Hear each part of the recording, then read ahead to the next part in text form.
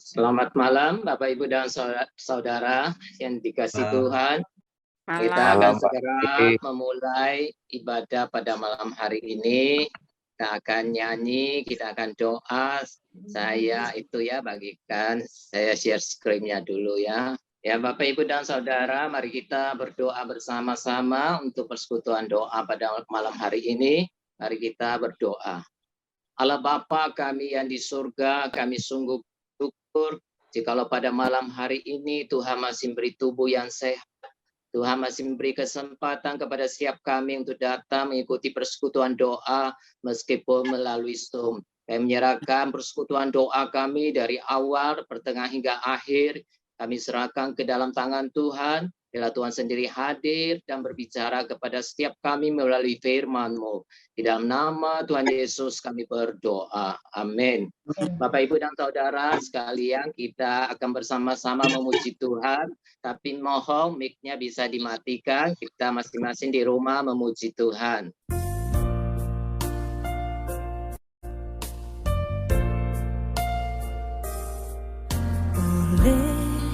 Karena kemurahan Tuhan.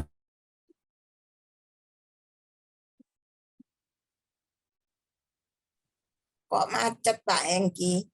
Ku ada sampai hari ini oleh karena kebaikan Tuhan, janji-Mu terjadi bagiku. Ku sembah Kau Tuhan, ku mengangkat tanganku, selamanya Kau ajaib bagiku.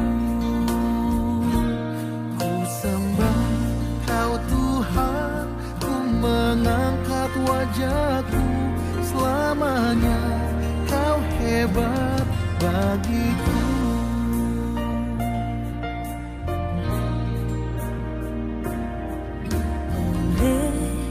Karena kemurahan Tuhan, ku ada sampai hari ini.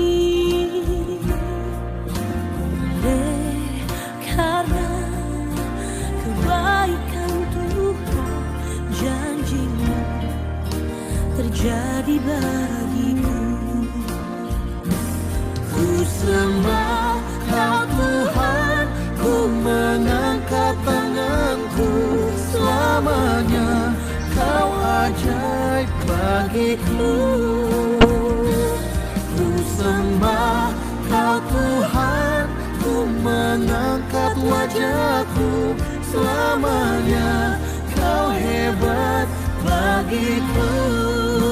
Ku sembah Kau Tuhan, ku mengangkat tanganku, selamanya Kau ajaib bagiku.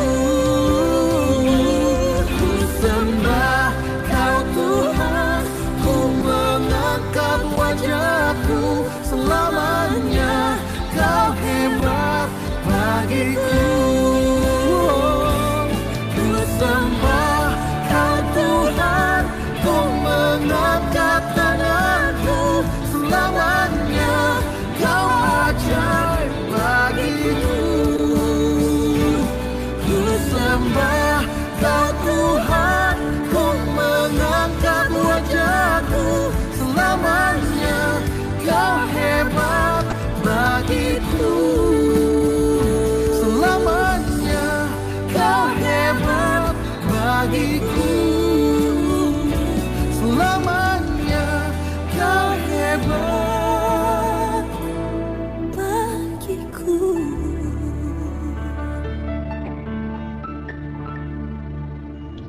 Ya mungkin di antara kita ada yang mau sharingkan anugerah berkat Tuhan di dalam pengalaman hidup kita.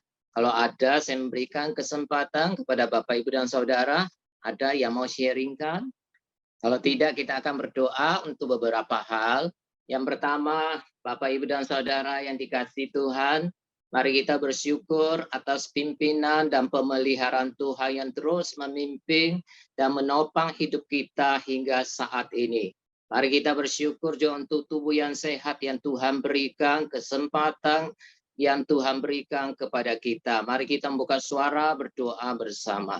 Allah Bapa kami yang di surga, kami sungguh bersyukur kepada Tuhan, karena Engkau Allah yang mengasihi kami, Allah yang baik yang terus memimpin, memelihara hidup kami hingga saat ini.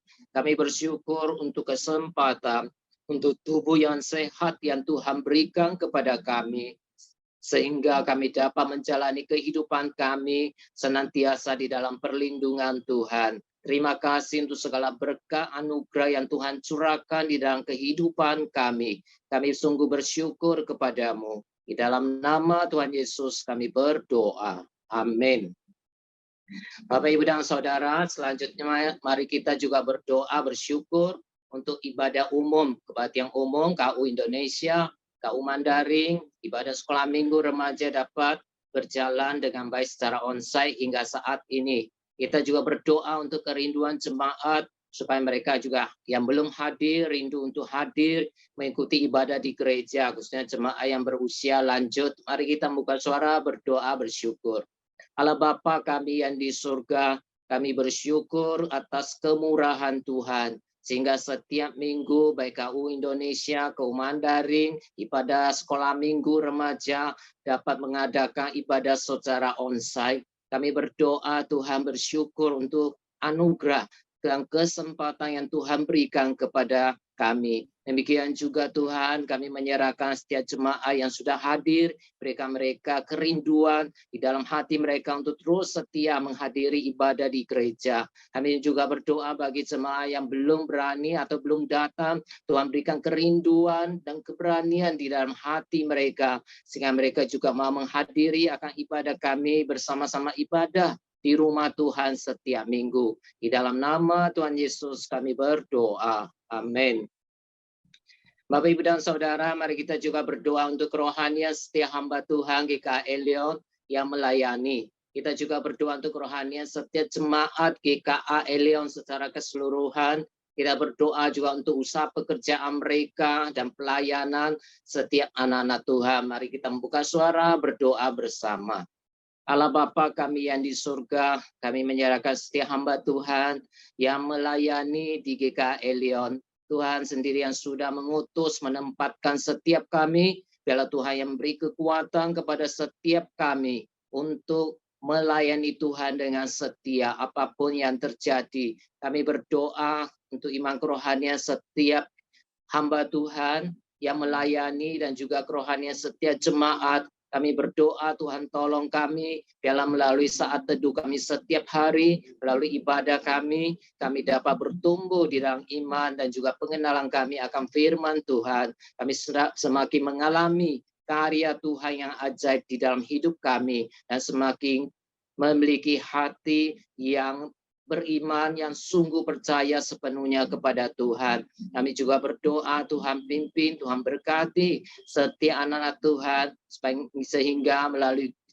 beribadah di gereja mereka dapat juga bertumbuh dan bersama-sama melayani Tuhan. Di dalam nama Tuhan Yesus kami berdoa. Amin.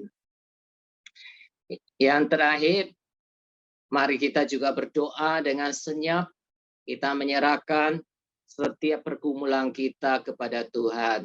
Saya percaya setiap kita ada pergumulan masing-masing, ada yang dapat diutarakan, ada yang sulit, tapi Tuhan mengerti dan Tuhan sanggup menolong setiap kita. Dan waktu 1-2 menit, mari kita berdoa dengan senyap, menyerahkan pergumulan masalah kita kepada Tuhan. Amin. Bapak, Ibu, dan Saudara, kita akan sebentar lagi bersama-sama mendengarkan firman Tuhan yang akan disampaikan oleh Puji Hansun. Tetapi mari kita bersama-sama memuji Tuhan dulu sebelum kita mendengarkan firman Tuhan.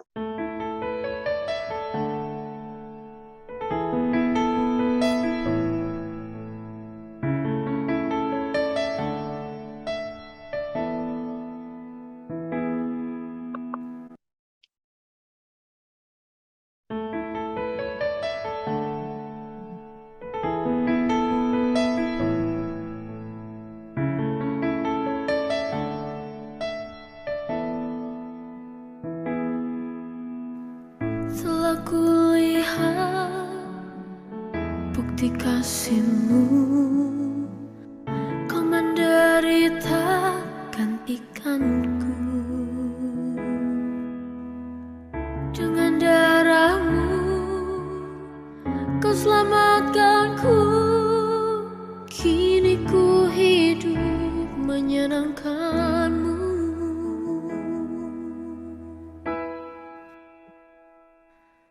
Terlalu besar kasih-Mu Bapa, pengorbanan yang Kau berikan bagiku. Terlalu mahal darah-Mu Yesus, tercurah untuk menebus hidupku.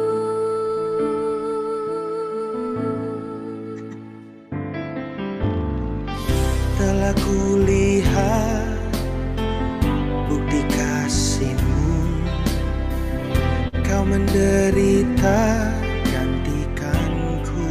Kau gantikan Dengan darah-Mu Kau selamatkanku. Kini ku hidup menyenangkan-Mu. Terlalu besar kasih-Mu Bapa, pengorbanan yang Kau berikan bagiku. Terlalu mahal darah-Mu Yesus, tercurah untuk menebus hidupku.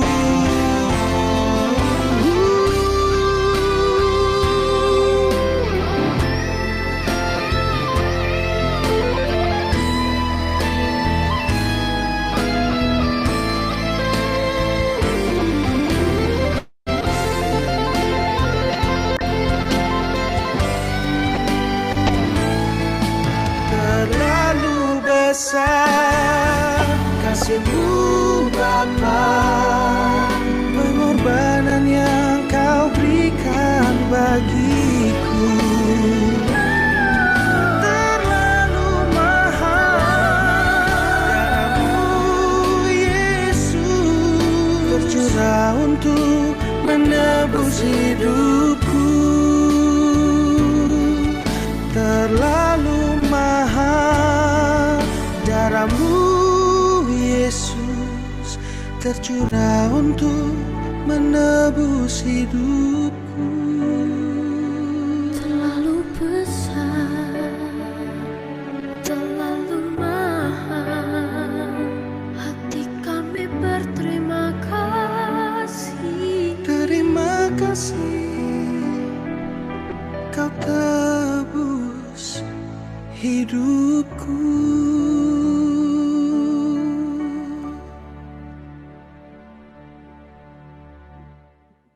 Ya, selanjutnya kami mempersilakan penginjil Hansung untuk menyampaikan firman Tuhan.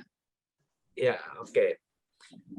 Baik, malam hari ini saya mau mengajak kita untuk merenungkan satu topik sederhana tapi tidak berarti dangkal ya, yaitu tentang bagaimana kita menghadapi yang namanya pujian dan celaan. Karena pujian dan cela ini menunjukkan apa yang ada di dalam hati kita kan. Nah, saya mengajak kita berdoa terlebih dahulu. Yuk. Bapa di surga, berkatilah kami dengan perenungan malam hari ini, agar dari kondisi yang kami lihat pada diri kami mengerti bagian mana yang perlu diselesaikan dan dibawa untuk diterangi oleh Roh Kudus, sehingga apa yang sering kali tersembunyi di dalam, yang hanya dibawa keluar waktu ada kondisi-kondisi tertentu, itu kami sadar, kami peka, kami selesaikan bersama dengan Tuhan lewat pergumulan hidup sehari-hari. Sehingga ketika ada hal-hal tertentu terjadi di hidup kami, maka cara kami merespons, cara kami bereaksi menunjukkan seberapa kami peka dan seberapa kami bertumbuh di dalam Tuhan. Kami mengucap syukur untuk malam hari ini dalam nama Tuhan Yesus. Amin. Saya mengajak kita, mari kita membaca dua bagian firman Tuhan ya. Yang pertama dari Amsal 22 ayat 4. Nah, Bapak Ibu Saudara bisa mengikuti dari layar yang saya tampilkan di sini. Kita bacakan sama-sama pelan-pelan saja ya.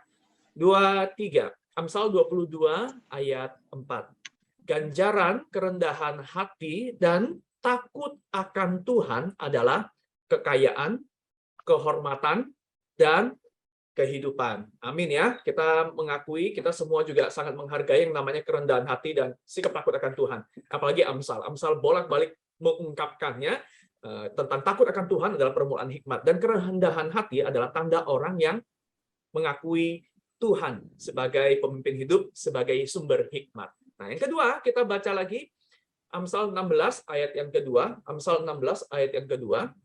Mari kita bacakan.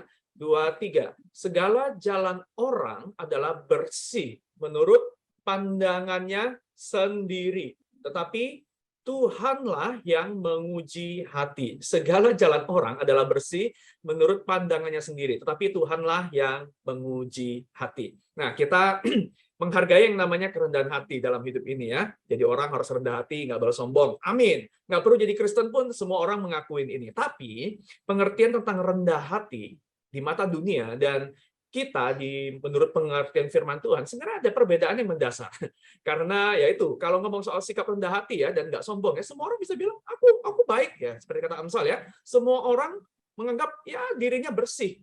Ya aku nggak pernah meremehkan orang lain, aku nggak merendahkan orang lain, aku nggak memamerkan kemampuan atau kelebihanku. Nah, maka kita bisa menganggap aku cukup bersih dong ya. Tapi Amsal berkata, mau tahu sebersih apa hatimu? Hanya Tuhan yang tahu. Hanya Tuhan yang bisa mengujinya. Nah, saudara, saya mau mengajak kita melihat terlebih dahulu satu contoh ya. Di Jepang, saudara, ini salah satu negara Asia yang mungkin yang budaya sopan santun, etiket rendah hatinya itu paling kental ya. Selain Tiongkok tentu saja ya.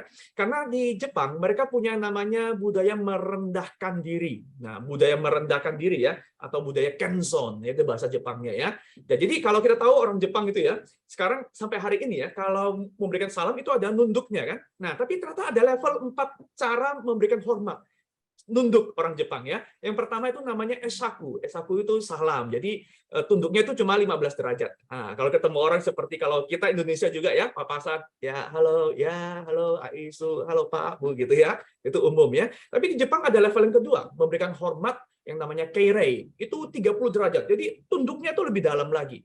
Kemudian level yang paling mendalam ya penghormatan yang mendalam saikeire. Ini mungkin hanya untuk orang-orang yang dituakan, untuk pemimpin agama, untuk pemimpin negara. Wah, mereka akan memberikan penghormatan mendalam saikeire sampai 45 derajat. Jadi bungkuknya itu sudah sampai matanya tutup, mukanya menghadap ke bawah. Nah, sementara level yang keempat ya, itu sasai ya. Sasai itu bungkuk itu sebagai tanda permohonan maaf, permintaan maaf ya. Jadi kalau bersalah gitu ya, apologi, itu sampai 70 derajat. Itu betul-betul bungkuknya sampai bungkuk banget. Nah, ini bayangkan ya, ini budaya orang Jepang ya. Itu budaya merendahkan diri. Ini soal bungkuk-membungkuk. Ada satu lagi nih di Jepang yang khas ya, yaitu kalau orang Jepang misalnya dipuji ya, mereka sedikit. Misalnya kalau orang Jepang dipuji, mereka akan merendahkan diri. Jadi waktu dipuji nggak bilang arigato ya, itu nggak mengucapkan terima kasih dulu atau bilang atau humor ya kamu lebih nggak.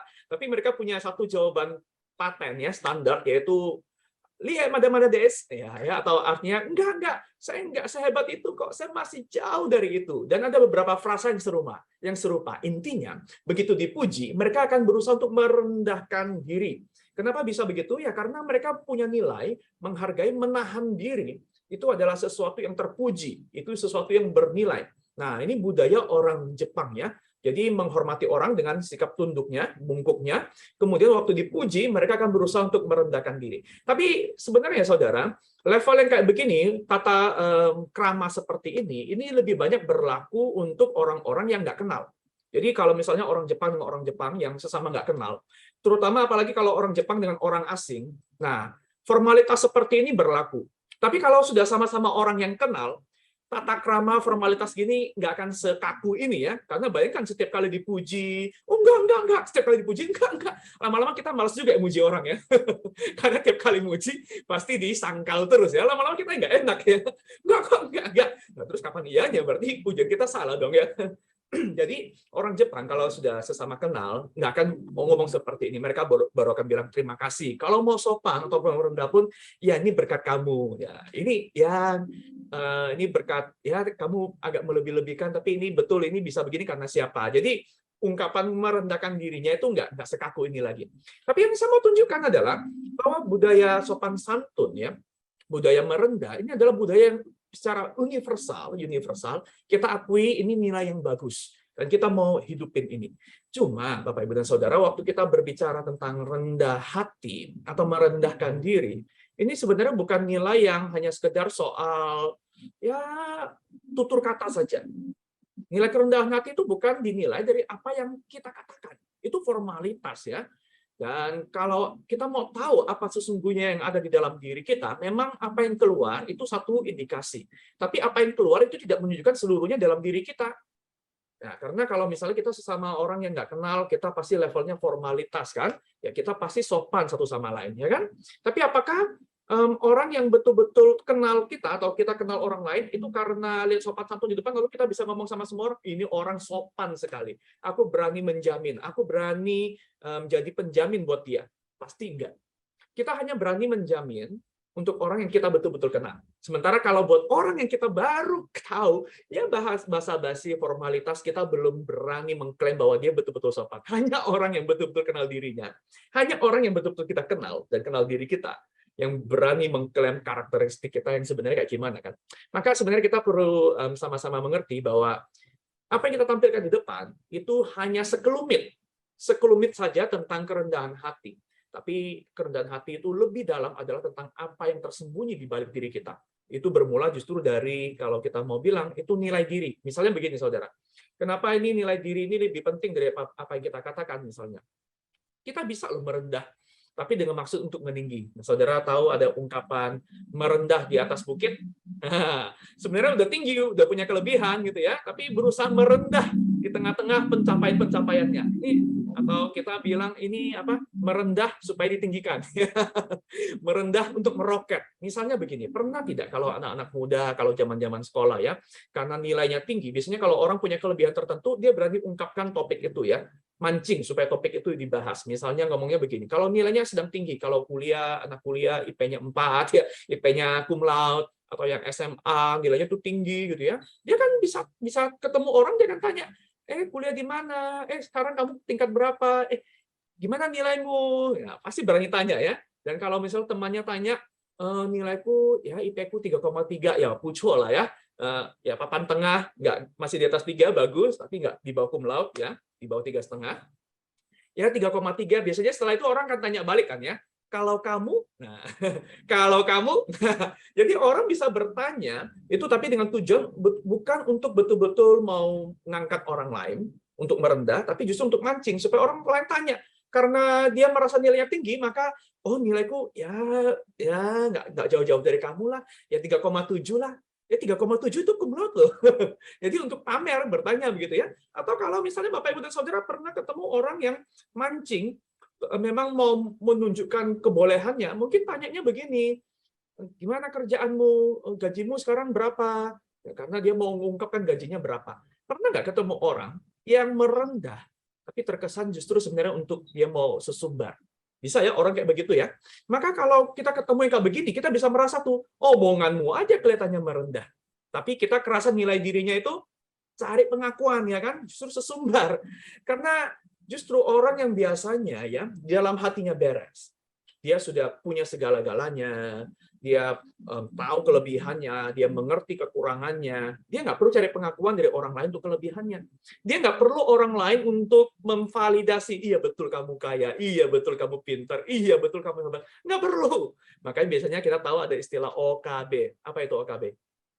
Orang kaya baru ya, orang kaya baru maksudnya orang tuh baru merasakan kekayaan.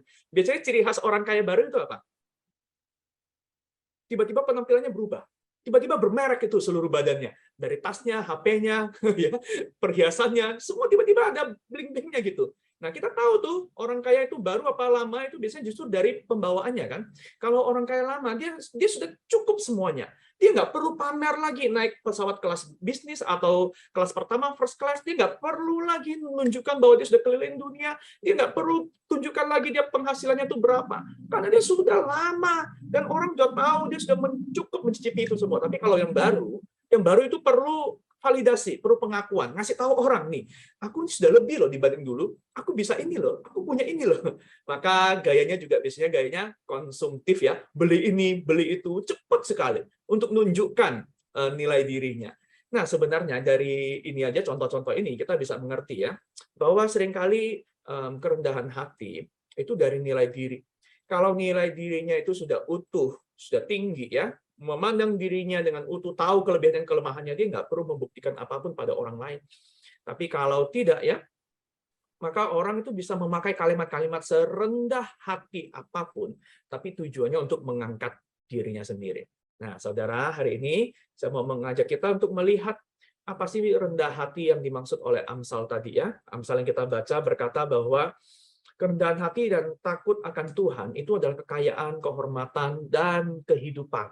Dan kerendahan hati yang dimaksudkan oleh Amsal itu bukan bicara tentang apa yang kita tunjukkan di depan, tapi apa yang kita hayati di dalam, dan tapi itu juga akan tampak dari cara kita hidup sehari-hari. Dan ingat, Amsal meneruskan tadi yang kita baca dalam 16 ayat 2, kita bisa menganggap bahwa kelakuan kita bersih, tapi Tuhan menguji hati dengan cara apa? Memberikan kepada kita pengalaman-pengalaman yang justru membongkar apa yang ada di dalam hati kita. Biasanya salah satu cara yang paling baik untuk menunjukkan nilai diri kita adalah waktu kita menghadapi yang namanya pujian maupun celaan. Nah, bedakan ya celaan dan kritik ya. Kritik bisa jadi sangat membangun dan maksudnya positif, sekalipun komunikasinya bisa jadi buruk. Tapi kalau mencela, itu sudah menyerang pribadi. Dan bahkan kadang-kala itu tidak sesuai dengan fakta. Nah, biasanya kalau kita dicela, kita tentu nggak terima karena pribadi kita yang kena ya. Dan kalau kita dipuji, ya kita bisa dua pilihan. Bisa seperti orang Jepang, lihat mana-mana des, ya enggak. Atau kita mengucap terima kasih puji Tuhan ya. Itu sopan kan? Nah, maka kita mau lihat nih bagaimana Yesus merespons.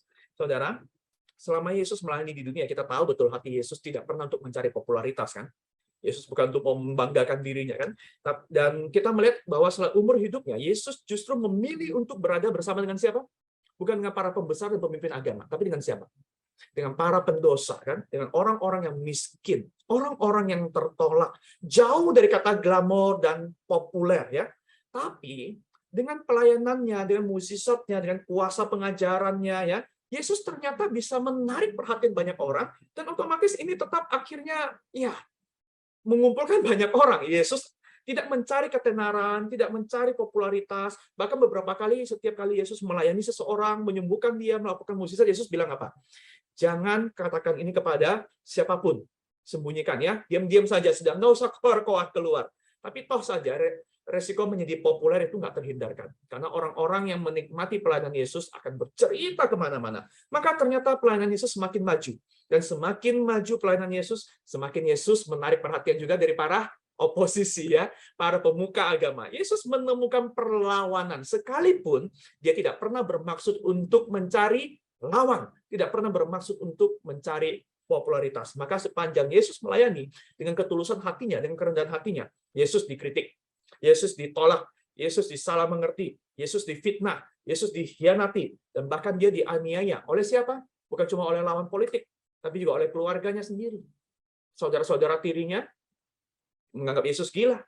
Teman-temannya, murid-muridnya sendiri, ya, termasuk para pemimpin agama tentu saja. Nah, yang menarik adalah begini saudara, kita mau belajar juga melihat bagaimana Yesus dengan kerendahan hatinya itu bisa tetap maju menghadapi keadaan yang begini. Dan Yesus jarang sekali kita temukannya mengeluh tentang orang-orang yang seperti ini. Ya, Yesus pasti bergumul ya. Kita menemukan bagaimana Yesus itu menegur dan membicarakan di depan para murid-murid tentang ragi orang-orang Yahudi, orang-orang Farisi itu ya.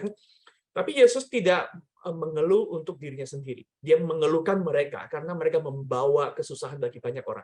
Nah, saudara, bagaimana Yesus menghadapi ini? Ini menunjukkan kepada kita dua hal. Nah, saya mau mengajak kita membaca satu ayat ini ya. Ini yang ungkapan yang Yesus katakan dari Yohanes 5 ayat 30. Mari kita perhatikan dan kita baca. Yohanes 5 ayat 30, Yesus berkata, "Aku tidak dapat berbuat apa-apa dari diriku sendiri. Aku menghakimi sesuai dengan apa yang aku dengar. Dan penghakimanku adil, sebab aku tidak menuruti kehendakku sendiri, melainkan kehendak Dia yang mengutus aku." Kita perhatikan, Yesus berkata apa? Aku tidak dapat berbuat apa-apa dari diriku sendiri. Apa yang Yesus lakukan ini? Yang Yesus katakan ini menunjukkan dua alasan kenapa Yesus itu bisa menghadapi pujian dan celaan. Itu dengan menunjukkan justru kualitas hatinya, nilai diri Yesus ya. Yang pertama ya saudara, Yesus bisa menghadapi pujian dan celaan dengan baik sekali itu karena dia mengenal siapa dirinya. Yesus mengenal bahwa dia berkata ya, aku tidak dapat berbuat apa-apa dari diriku sendiri. Aku diutus oleh Bapa. Dan Yesus bilang penghakimanku adil, sebab aku tidak menuruti kehendakku sendiri. Perhatikan ya, Yesus tidak minder. Yesus juga tidak sesumbar. Yesus tahu siapa dirinya. Aku ini diutus oleh Bapa. Peranku adalah untuk menyelamatkan manusia. Aku tidak mencari nama. Aku tidak perlu baper atau bawa perasaan. Tidak perlu galau. Walaupun ini tekanan, ini sulit, ini tidak menyenangkan. Dan yang kedua, saudara, Yesus tidak mencari penilaian karena dia tahu dia diutus oleh siapa, maka dia mencari penilaian di tempat yang tepat. Karena dia diutus oleh Bapa, maka dia tahu, dia bilang, aku tidak menuruti kehendakku sendiri, melainkan kehendak Dia yang mengutus aku. Siapa yang mengutus aku? Siapa yang mengutus Yesus? Bapa. Aku utusan Bapa. Aku datang untuk melayani Bapa. Aku datang melayani Bapa, mengikuti kehendak Bapa, menyelamatkan manusia. Dan aku mengasihi juga manusia, sebab aku dan Bapa adalah satu. Dan aku mencari kehendak Bapa. Bukan pengakuan manusia. Saudara, ini mengajarkan kepada kita dua hal. Yang pertama ya, kerendahan hati. Menghadapi pujian maupun celaan. Itu kekuatannya dimulai dari mana? Mengenal siapa diri kita. Aku ini siapa? Aku ini anak Tuhan. Anak Tuhan yang ditebus. Bukan berarti aku anak Tuhan yang lebih baik dari orang lain. Aku bukan anak Tuhan yang latar belakangnya itu lebih istimewa daripada yang lain.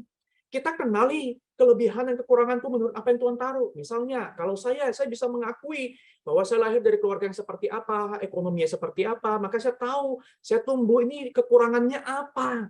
Apa yang saya paling rentan cari dalam hati saya, karena sepanjang saya bertumbuh, saya kurang apa. Saya juga tahu kekuatan saya apa, talenta-talenta yang Tuhan kasih, kesempatan-kesempatan yang Tuhan berikan, lalu privilege-privilege yang saya miliki yang orang lain nggak miliki. Sehingga dengan demikian, saudara, kita mengenal diri kita itu utuh. Kita tidak perlu untuk mencari validasi dari orang lain. Nah, tapi yang paling utama, kita bukan cuma mengenal apa yang Tuhan kasih di hidupku. Tapi, aku ini miliknya siapa? Aku ini miliknya Tuhan. Saudara dan saya ini miliknya Tuhan. Jadi di dunia ini, kita bukan apa kata orang. Kita bukan berdasarkan apa pengakuan orang. Perhatikan ya saudara, mengenal siapa diri kita ini sangat menentukan. Yang kedua, ini akan menentukan juga bagaimana cara kita untuk mencari penilaian ya, mencari penilaian, mencari validasi, mencari pengakuan. Kalau kita nggak clear dengan kita ini siapa, kita ini miliknya siapa, saudara, kita bisa mencari pengakuan itu dari siapapun, dari orang-orang yang muji-muji kita, dari orang yang suka sama kita cenderung suka sama mereka. Dan kita akan cari validasi pengakuan dari mereka. Saya kasih contoh gambar ini, saudara lihat ya. Ada seorang, kita sebut saja montir ya, dia memperbaiki sebuah mesin, ya sebuah kendaraan lah katakanlah ya. Nah, seorang montir, kalau dia tahu siapa dirinya, aku ini montir, aku tahu skillku, aku tahu kalau untuk masalah mobil ini yang aku perbaiki ini, aku tahu masalahnya dan aku tahu bahwa aku masih mampu, skillku masih cukup. Dan aku diminta oleh yang punya mobil ini untuk memperbaiki mobil ini. Nah, maka saudara perhatikan, kalau kenal dirinya, kenal bahwa identitasnya adalah montir, dan siapa yang ngasih hak, siapa yang ngasih panggilan untuk memperbaiki mobil itu? Ya pemilik mobil itu kan ya? Maka dia akan beres, sekalipun lihat sekelilingnya ada orang yang mencibir. Kak Isa, masa sudah 5 jam belum beres-beres? Kayak gini aja masa nggak beres? Saudara bisa perhatikan, bisa bayangkan. Seandainya montir ini diejek-ejek seperti itu, dan dia nggak kenal, dia nggak jelas identitas ini siapa, seorang montir, dan dia nggak jelas mesti mencari validasi penilaian itu dari siapa, yaitu dari pemilik mobil itu, maka dia bisa baper loh. Orang-orang itu marah, dia bisa respon, apaan lu? Mau adu, mau buktikan siapa yang lebih hebat, coba dong lu kerjain. Saudara, walaupun itu sah-sah saja kalau montir itu mau membuktikan diri, Tapi ini perlakuan sikap yang nggak perlu. Ya kan? Jika montir itu kenal siapa dirinya. Aku montir, yang montir ini siapa? Aku. Aku tahu kemampuanku. Aku tahu kalau untuk yang level kayak begini aku memang masih bisa. Makanya aku juga diminta oleh pemilik kendaraan ini. Sudah langganan. Maka sekalipun, dan dia akan bisa menilai, yang ngomong ini siapa? Yang wuh. Apakah sesama montir? Apakah montir yang lebih senior? Yang lebih mengerti? Yang bermaksud untuk memberi petunjuk? Atau ini misalnya bocil-bocil atau sekia-sekia ya, bocah cilik ya, yang sekedar ya, suka memojokkan begitu, nggak perlu baper. Karena tahu siapa yang mengutus aku ini siapa, aku cari penilaian itu bukan dari kamu, yang komentator-komentator. Aku bertanggung jawab kepada yang mengutus aku. Tapi bedanya gimana, saudara? Bedanya adalah, ini bukan berarti kita nggak mendengarkan komentar orang lain, nggak mendengarkan pendapat, masukan orang lain. Nah, membedakannya bagaimana? Kalau kita kenal siapa diri kita, maka kita cukup secure untuk juga menilai, cukup aman, cukup berani untuk menilai siapa sih yang memberi komentar, kompeten tidak dia, mengerti konteks nggak dia, hadir di sana nggak dia, pernah punya pengalaman ini nggak, sehingga apa yang dia sampaikan itu relevan nggak untuk aku dengarkan.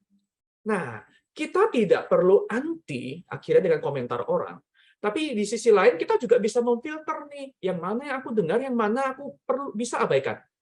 Saudara, ini dimulai dari mana? Dimulai dari mengerti identitas kita. Sederhananya, saudara, saya dan saudara, kita ini diciptakan Tuhan untuk bukan jadi lebih baik dari orang lain. Saya dan saudara diciptakan sudah dengan sebuah spesifikasi yang khusus dengan apa yang Tuhan taruh di hidup kita. Latar belakang kita, porsi pekerjaan kita, peran kita masing-masing, talenta dan karunia kita, relasi-relasi kita, itu bagian Tuhan. Sehingga tidak perlu membandingkan dengan orang lain yang tidak perlu insecure. Clear identitas kita. Aku anak Tuhan dengan porsi yang sedemikian. Dan yang kedua, ingat kita cari pengakuan dari siapa? Dari yang memandang kita, yang mengutus kita, yaitu Tuhan sendiri. Bukankah ini yang Yesus tunjukkan kepada kita? Hubungannya dengan Bapa di surga memberi Yesus kekuatan untuk tetap melayani sekalipun dicibir, sekalipun difitnah, dihianati. Yesus hatinya murni. Kita mungkin hatinya memang tidak semurni Yesus karena kita manusia berdosa. Karena itu, saudara, setiap hari, jika Yesus saja berdoa mencari hadirat Tuhan, kita lebih lagi perlu. Saudara, karena itu kerendahan hati, kesimpulannya adalah, sebenarnya bukan tentang merendah-rendahkan diri, mengurang-ngurangi diri. Kerendahan hati yang sejati itu bukan soal memandang diri lebih kurang dari yang seharusnya, supaya tampak rendah hati. Misalnya, nilai saya kita tahu, misalnya kita masing-masing menilai ya, misalnya saya ini 90, lalu demi supaya tampak rendah hati, ya kita merendah-merendah, ya kita tampil 50 aja. Atau supaya nggak jelek-jelek, ya 70 aja lah. Supaya nggak tampak menonjol. Oh, no. Itu bukan rendah hati. Itu bukan rendah hati. Itu bisa jadi bagian dari minder, justru insecure. Demi supaya nggak dipojokkan orang lain, kita akhirnya tidak menunjukkan apa yang sebaik-baiknya Tuhan titipkan kepada kita. Kerendahan hati yang sesungguhnya bukan tentang menurunkan nilai diri kita lebih kurang dari yang seharusnya, melainkan rendah hati itu lebih mengurangi berpikir tentang diri sendiri. Jangan dikit-dikit diri sendiri. Standar untuk mengambil keputusan, memberikan pertimbangan, itu aku aman apa enggak? Itu aku bisa apa enggak? Nah, ini berpikir tentang diri sendiri. Diri sendiri jadi pusat, memberikan pendapat, memberikan pertimbangan, memberikan nasihat, semua bermula dari diri sendiri. Ini selembut apapun kita ngomong, tapi kalau bermula dari diri sendiri, saudara, ini sebenarnya bukan rendah hati. Makanya kita bisa perilakunya sangat baik, tapi firman Tuhan berkata, hanya Tuhan yang menguji hati. Kapan kondisi diri kita yang sebenarnya itu tampil keluar? Waktu Tuhan menunjukkan apa-apa yang mengusik nilai diri kita. Nilai diri kita taruh di apa? Di siapa? Di pekerjaan, di uang, di pencapaian, di orang tertentu. Nah, kalau itu diusik oleh Tuhan dan pengalaman hidup, Tuhan izinkan itu diusik, dan kita merespons berlebihan, akan tampak berhala kita di sana. Dan itulah yang mengganggu kita untuk menjadi orang yang rendah hati. Orang yang mengakui bahwa Tuhanlah pemilik hidupku, bukan yang lain-lain. Saudara yang dikasihi oleh Tuhan, mari refleksi sederhana untuk kita malam hari ini adalah, karena kita tahu betul betapa sulitnya untuk betul-betul rendah hati dari dalam diri, mengenali diri kita, mengenali berhala di hati kita. Maka setiap hari kita perlu, mari biasakan ya, bercermin dengan hati Tuhan. Bercermin dengan hati Tuhan itu bukan cuma soal kita saat teduh, baca firman, dan doa. Tapi setiap kali kita mengalami keadaan-keadaan apapun yang mengusik hati kita mesti peka tuh. Jadi peka dengan Tuhan bukan cuma waktu pagi atau kapan kita baca firman. No. Firman itu harus hidup dalam keseharian. Waktu ngomong sama orang, tiba-tiba kita terusik, kenapa tiba-tiba emosiku terobok-obok ya? Kenapa tiba-tiba aku jadi nggak senang hati ya? Nah, itu kita bercermin tuh dengan hati Tuhan. Kenapa Tuhan? Ada apa ini? Apa sih yang bikin aku nggak nyaman? Apa yang bikin hatiku terluka? Apakah karena betul kata orang ini? Ataukah ada sesuatu di hatiku yang aku anggap sangat bernilai? Sehingga omongan orang ini kenapa bisa mengganggu, menggugat hatiku? Semakin kita bercermin dengan hati Tuhan, kita akan menemukan kesabaran, tapi sekaligus ketegasan. Sabar menghadapi bahkan pujian dan celaan, ya, dan juga ketegasan juga untuk menolak, membedakan mana pujian yang betul, mana pujian yang kadang berlebihan, orang cuma mau ngambil hati kita, nggak usah dimasukkan dalam hati. Demikian juga dengan celaan. Mana yang kita sabar hadapin karena kita tahu ini orang yang ngomong memang ada luka batin, memang dia punya sampah-sampah dia sekedar mau mengeluarkan, atau mana yang memang dia sengaja ingin memojokkan diri kita karena tidak senang. Maka kita bisa mengambil sikap, kita bisa membedakan ini. Kapan sabar, kapan tegas. Kita juga akan beroleh rahmat dan juga sekaligus hikmat. Rahmat berarti kita bisa memberikan pengampunan, anugerah, memaklumi. Tapi ada waktunya juga kita perlu hikmat. Nah, membedakannya bagaimana? Membedakannya tidak ada jurus atau rumus yang pasti. Kalau case ini, lakukan ini. Case ini, lakukan ini. Tidak. Kepekaan ini lahir dari karena kita berinteraksi dengan Tuhan dan kita mengakui apa yang kita alami, apa yang kita rasakan sehari-hari. Ini membuat kita bisa merespons dengan hikmat bijaksana. Maka setiap hari perlu bercermin dengan hati Tuhan. Yang kedua, saudara, mari kita merefleksikan bahwa begini, rendah hati itu adalah buah dari hidup yang ditransformasi oleh Roh Kudus. Bukan karena kita baik-baik mau tampilkan kesan di depan orang ya. Kalau kita sudah punya hati yang baru, hati kita diubah oleh Roh Kudus, kita akan jadi orang yang mudah diajar. Kita terbuka untuk dikoreksi, kita menghormati otoritas ya. Sekalipun kita tidak selalu sepaham, tidak selalu sependapat, tapi ada hati yang lembut di sana.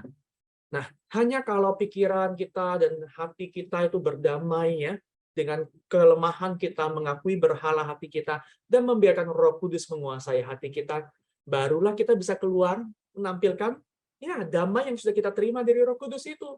Kerendahan hati itu akan terpancar keluar. Nah, aplikasi sederhananya begini, saudara. Kalau kita ketemu hal-hal yang tidak enak ya, ingat, orang bisa ngomong apapun, bisa menyampaikan kelemahan kita maupun kelemahan orang lain, perhatikan, hadirkanlah solusi. Mindset kita selalu harus berpikir, apakah aku bisa memberikan solusi?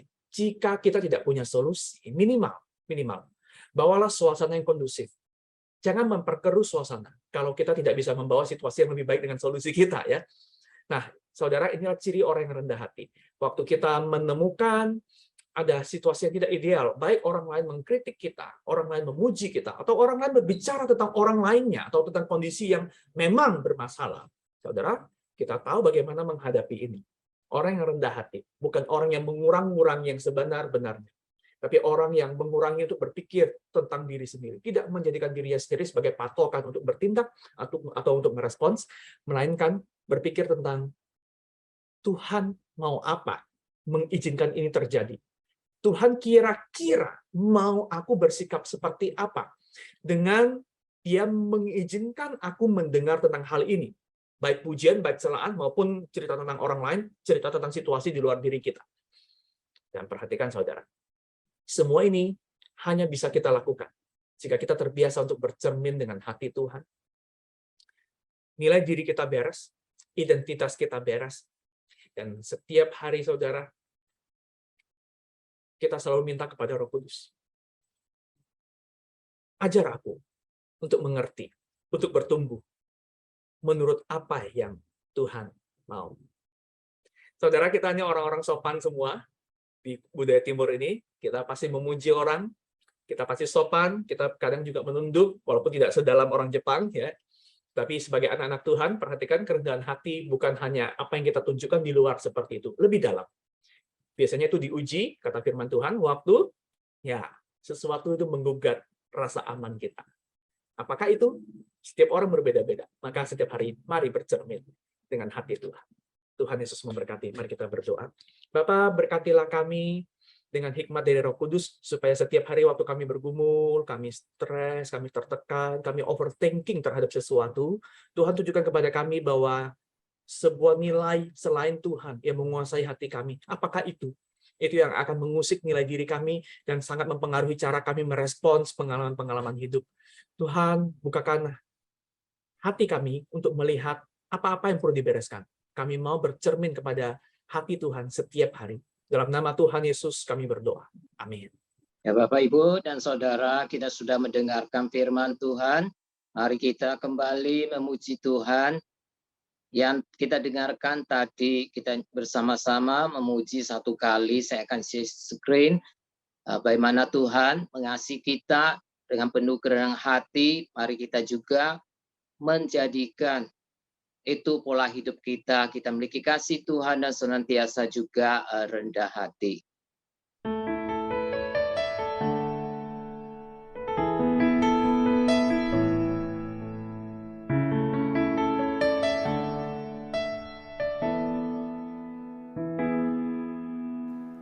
Telah kulihat bukti kasih-Mu, Kau menderita gantikanku. Dengan darah-Mu Kau selamatkanku. Kini ku hidup menyenangkan-Mu.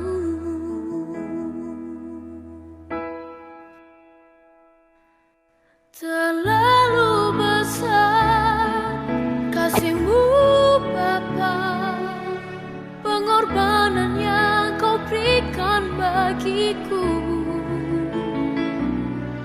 Terlalu mahal darah-Mu Yesus, tercurah untuk menebus hidupku.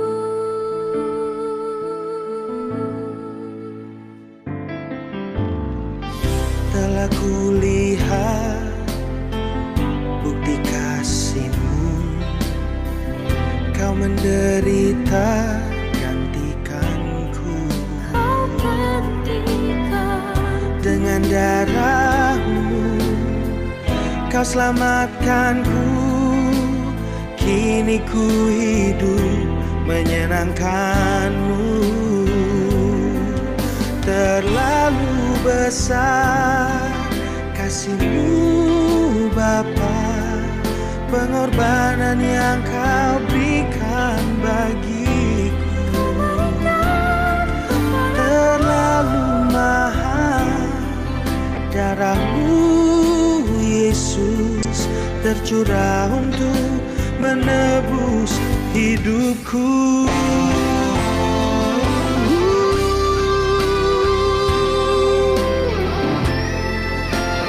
Bapak, Ibu, dan Saudara yang terkasih, mari kita bersama-sama berdoa untuk pelayanan sekolah minggu. Kita berdoa untuk hamba Tuhan pembimbing penginjil Hansun yang menangani pelayanan sekolah minggu. Kita juga berdoa untuk guru-guru sekolah minggu, untuk kedewasaan rohani dan pelayanan mereka, sehingga sungguh dapat menjadi berkat bagi setiap murid sekolah minggu. Mari kita juga berdoa untuk anak-anak sekolah minggu, anak-anak tunas remaja, supaya melalui ibadah mereka sungguh dapat percaya Tuhan Yesus dan bertumbuh bersaksi bagi Kristus. Mari kita membuka suara berdoa bersama. Allah Bapa kami yang di surga, kami datang sekali lagi menyerahkan pelayanan sekolah minggu ke dalam tangan Tuhan. Kami menyerahkan penginjil Hansun sebagai hamba Tuhan pembimbing dan untuk setiap guru-guru sekolah minggu. Kami mau berdoa untuk pelayanan mereka, untuk iman kerohanian mereka, sehingga mereka dapat melalui hidup mereka memberi suatu pengaruh yang besar kepada anak-anak sekolah minggu, melalui kehidupan dan kesaksian guru-guru, sehingga kami dapat melihat lebih banyak anak-anak sekolah minggu, mereka dimenangkan untuk Tuhan, mereka dapat percaya kepada Tuhan, mereka dapat menjadi saksi Tuhan dimanapun mereka berada. Kami berdoa Tuhan berkati pelayanan sekolah minggu dan Tuhan menolong setiap guru, setiap anak sekolah minggu dapat bertumbuh, dapat semakin dewasa di dalam pengenalan mereka akan Tuhan dan dapat dipakai oleh Tuhan menjadi saksi Tuhan dimanapun mereka ada. Kami berdoa menjaga sekolah minggu ini, biarlah Tuhan memberkati baik secara kualitas maupun kuantitas. Di dalam nama Tuhan Yesus kami berdoa. Amin. Bapak, Ibu, dan Saudara, mari kita juga bersama berdoa untuk Komisi Remaja. Saya mempersilakan PJ Hansel bisa berdoa untuk hamba Tuhan pembimbing, untuk pengurus remaja, untuk kerohanian dan pelayanan mereka, dan juga mereka dapat memperhatikan setiap anggota komisi mereka. Kita berdoa untuk setiap anak remaja dapat percaya dan menjadi anak Tuhan untuk hidup memuliakan Tuhan. Saya persilakan Los Hansel untuk memimpin doa ini. Hanselnya ikut remaja masih belum balik, Pak Hengki. Oh, belum ya, Pak Budi. Kami persilakan Pak Budi. Mari kita berdoa. Bapa yang ada dalam kerajaan surga, kami mengucap syukur bahwa penyertaan Tuhan luar biasa bagi komisi remaja kami. Ya Bapa, kami menyerahkan yang pertama adalah untuk hamba Tuhan yang membimbing, yaitu Evangelis Hans. Tuhan tolong, Tuhan sertai juga di dalam kerohanian serta pelayanan, baik pengurus beserta dengan hamba-Mu. Ya Bapak, kami juga berdoa untuk remaja, ini merupakan waktu yang sangat penting sekali agar mereka bisa percaya dan menyadari, mengenal Kristus sebagai satu-satunya Tuhan dan Juru Selamat. Ya Bapak, kami berdoa, biarlah di dalam masa yang kritis seperti ini, mereka bisa mengalami perjumpaan secara pribadi dengan Kristus. Ya Bapak, kami juga menyerahkan kepada Engkau saja ya Bapak, agar mereka juga punya kerinduan, bukan hanya mengenal, tetapi juga memperkenalkan Kristus kepada orang lain. Serta pada akhirnya membawa kemuliaan bagi nama Tuhan. Juga untuk pergumulan mereka ya Bapak, banyak hal, biarlah mereka boleh menjauhi nafsu orang muda yang tidak patut dan tidak mempermuliakan Tuhan. Juga berdoa untuk studi mereka, berdoa juga, ya Bapak kami berdoa biarlah seperti Tuhan memberkati Sadrak, Mesak, dan Abednego, biarlah Tuhan berkati juga anak-anak remaja di tempat kami sehingga kedapatan boleh ya Bapak melebihi daripada mereka yang di luar daripada Tuhan. Juga Tuhan jaga pergaulan mereka, karena zaman sekarang akses untuk hal-hal yang konten-konten yang negatif juga begitu mudah didapatkan, tetapi kami berdoa secara khusus agar Tuhan menaungi mereka. Biarlah saya perlindungan Tuhan menyertai mereka. Tuhan, inilah doa dan permohonan kami bagi anak-anak remaja, khususnya baik di GK Elion Pregolan, juga di Pos PI hamba, yaitu di Pos PI Laguna. Segala hormat, kemuliaan kami naikkan kepada Engkau saja.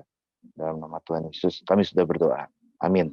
Terima kasih. Mari kita juga berdoa bersama untuk ibadah hari Minggu ini. Kita berdoa untuk ibadah umum, KU Indonesia, KU Mandarin, Sekolah Minggu, Tunas Remaja, dan Kebaktian Remaja. Mari kita juga berdoa untuk setiap hamba Tuhan yang akan menyampaikan firman Tuhan. Kita berdoa untuk setiap anak Tuhan terlibat di dalam pelayanan mereka, di dalam ibadah. Kita berdoa supaya Tuhan kuduskan, urapi, dan pakai mereka menjadi saluran berkat. Kita berdoa untuk setiap jemaah yang akan beribadah, supaya Tuhan sungguh berikan kerinduan untuk datang beribadah bersama. Mari kita membuka suara berdoa. Allah Bapa kami yang di surga, kami mau menyerahkan ibadah minggu ini, baik KU Indonesia, KU Mandarin, Kebaktian Sekolah Minggu dan Tunas, dan Kebaktian Remaja. Kami menyerahkan setiap hamba-hamba-Mu yang akan menyampaikan firman Tuhan, supaya biarlah Tuhan mengurapi, memakai mereka untuk menjadi saluran berkat bagi setiap jemaat yang dilayani. Kami menyerahkan saudara-saudari kami yang juga ikut melayani, baik sebagai liturgos, pemain musik, dan juga backing vokal, tim ABM, Tuhan urapi, Tuhan pakai mereka, sehingga melalui pelayanan kami bersama, nama Tuhan ditinggikan, dimuliakan, dan ibadah dapat berjalan dengan baik, menjadi berkat bagi setiap jemaat yang hadir. Kami menyerahkan setiap jemaat yang akan beribadah, baik di rumah maupun juga di gereja. Tuhan berikan kerinduan kepada mereka untuk sungguh-sungguh datang, untuk beribadah, mengagungkan, mendengarkan firman dan melakukan firman-Mu dalam kehidupan mereka. Demikian doa kami di dalam nama Tuhan Yesus kami berdoa. Amin. Bapak, Ibu, dan Saudara, mari kita juga berdoa untuk negara dan bangsa kita. Kita berdoa karena akhir-akhir ini semakin banyak orang yang terpapar COVID lagi, yang sudah mulai naik hari ini 2.700 sekian. Kita berdoa mohon Tuhan menjamah menyembuhkan mereka yang sakit, dan kita mohon Tuhan berbelas kasihan supaya pandemi COVID dapat segera berlalu. Kita berdoa juga untuk keadaan ekonomi dan stabilitas bangsa kita, agar ekonomi bangsa kita juga dapat bertumbuh semakin baik. Kita berdoa juga untuk masa depan bangsa kita, untuk pemilu yang akan datang dengan segala persiapan. Mohon Tuhan terus memimpin bangsa ini dapat menjadi bangsa yang percaya dan takut akan Tuhan. Mari kita membuka suara dan berdoa bersama. Allah Bapa kami yang di surga, pada malam hari ini kami mau menyerahkan negara dan bangsa kami ke dalam tangan kasih Tuhan. Kami percaya Tuhan mengasihi bangsa ini. Kami berdoa menyerahkan saat ini di mana orang yang terpapar COVID juga semakin banyak. Biarlah Tuhan berbelas kasihan, Tuhan menjamah menyembuhkan mereka. Kemudian Tuhan kami berdoa supaya Tuhan campur tangan, supaya pandemi COVID ini dapat cepat berlalu. Kami menyerahkan keadaan ekonomi, stabilitas bangsa kami. Mohon Tuhan memberkati supaya ekonomi bangsa ini dapat semakin hari semakin baik, bertumbuh. Kami berdoa juga untuk masa depan bangsa, untuk setiap penguasa, pemerintah yang ada. Mereka hati yang takut akan Tuhan, dan punya hikmat untuk mengatasi setiap permasalahan yang mereka alami saat ini. Saya berdoa biarlah Tuhan terus memimpin bangsa ini. Tuhan berkati, kami menyerahkan pemilu yang akan datang dengan segala persiapan. Mohon belas kasihan dan campur tangan Tuhan. Di dalam nama Tuhan Yesus kami berdoa. Amin.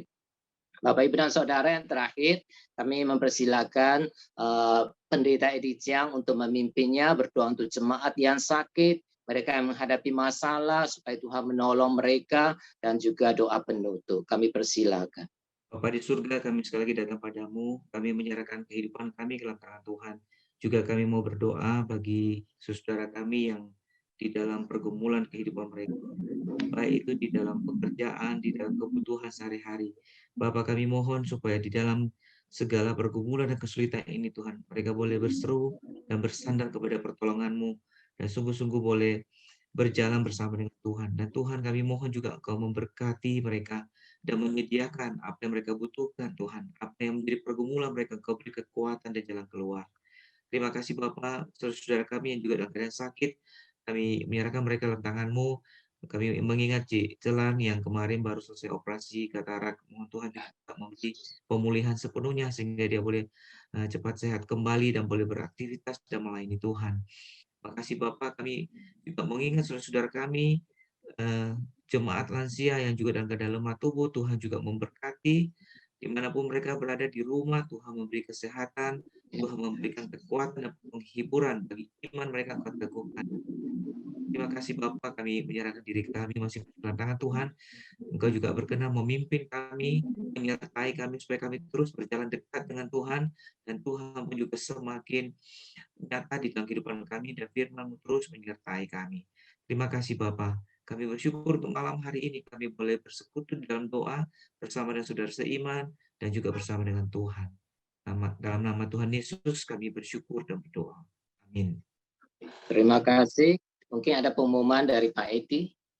Ya, ada beberapa hal. Yang pertama, untuk Rabu depan persoalan doa kita masih tetap via Zoom secara online ya. Kemudian yang kedua, hari Minggu ini ya kita tetap ada ibadah onsite untuk kebaktian Indonesia akan dilayani oleh penginjil Iis Aksa. Nah, mungkin dua hal ini saya sampaikan. Terima kasih untuk perhatiannya. Selamat malam. Tuhan memberkati. Selamat malam.